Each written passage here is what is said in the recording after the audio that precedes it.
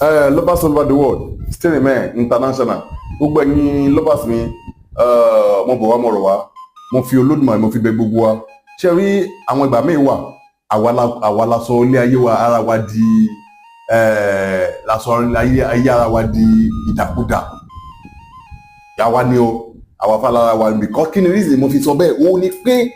ayé àtijọ́ àwọn màmá wa ayé bàbá wa wọn fi clinic hospital wọn fi kọ́ra. Nígbà yẹn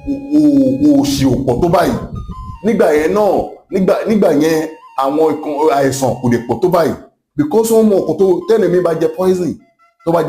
tó bá wà lára ẹ̀ ẹlòmíì sún ikú awú síbẹ̀ a máa lọ sí medical láìdè mọ̀ pé spiritual ni kò ní mọ̀ pé spiritual ni there's one case ó ṣẹlẹ̀ ó gbé lọ sí mo ní kí ni spiritual onírọ́ in the name of Jesus ó máa encounter everything ó máa wà okay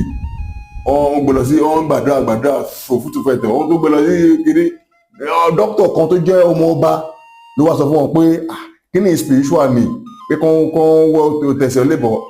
ó sì wá ṣẹ́dọ̀ mi wàláì mo bíìlì wọn ni ọmọ mi ráyè òṣì kí ni mo sọ kí wọ́n padà fi ṣe ìtọ̀ ìdí wọn sí bí ẹ lọ́pọlọ ní tí mo gbà tí mo ti ṣe tó ti kóra wọn lọ yẹn ó tó gbẹ́ra wọn lọ sí wọ́n ní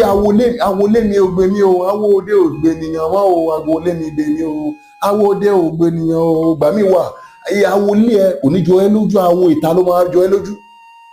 wà tó gbá wọn ó sì wá padà wá kí ni mo fi parí iṣẹ́ náà fún wọn ìtọ̀ ìdí wọn lásán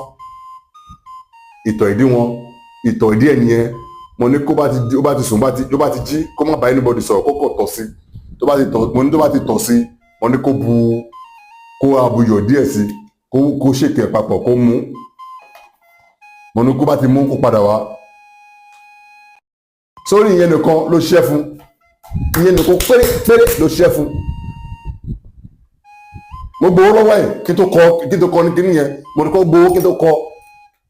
àìjọ kò fẹ́ jọ mí mo kọ́ ni mo mọ̀ kọ́ ni o bọ̀ mo tún make sure pé mo gba owó lọ́wọ́ ẹ̀ mo ṣe wàá kọ́ lórí pé mo ti sọ fún ó ní ẹnu mi rùn nǹkan tó fẹ́ máa ṣe fún ènìyàn ẹlòmíì nìyẹn bá ti rí pé mo ti kọ́ ẹ o fojú commonize gbogbo nǹkan tó mo bá yẹ sọ àti pé o kà mí sí o ka ẹ̀rọ ẹnu mi sí o ka ẹ̀rọ ẹnu mi sí pé ọ̀rọ̀ ẹnu mi rùn nǹkan tó máa ṣe fún ènìyàn that's it mo bẹ̀rẹ̀ o bá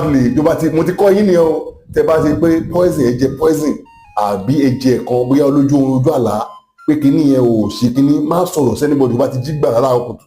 bu dọ̀ sí díẹ̀ kò buyọ̀ díẹ̀ sí kò ṣèkẹ̀ papọ̀ bí ikùn yẹn bá wú tó báyìí ó máa fọ gbogbo ẹ̀dọ̀ anini ọmọ ìyá mi mo bẹ̀rẹ̀ mọ́ ọ̀rọ̀ ẹ tó bá mọ̀ kó bá o fẹ́ kí n consult fún ẹ yálà you are calling me from Nigeria or you are calling me from abroad please and please di owó ẹ mú màá ní kó fi fọ́ọ̀mù fún ẹ wọ́n bá ti fi fọ́ọ̀mù fún ẹ because gbogbo ẹni bá consult fún gbogbo máa fi fọ́ọ̀mù fún màá ní make sure pé mo ní data wọn dání kí wọ́n sọ pé bóyá àárọ̀ ó gbá mi ó ṣe kí nìkan ìdí mo fi ní data wọn dání nìyẹn o wọ́n sọ pé táìgbà babaláwo international ó gbá yẹn so thank you very much God bless you gbogbo ẹni bá ṣiṣẹ́ fún gbogbo máa ní data wọn dání thank you very much God bless you ire o kankan.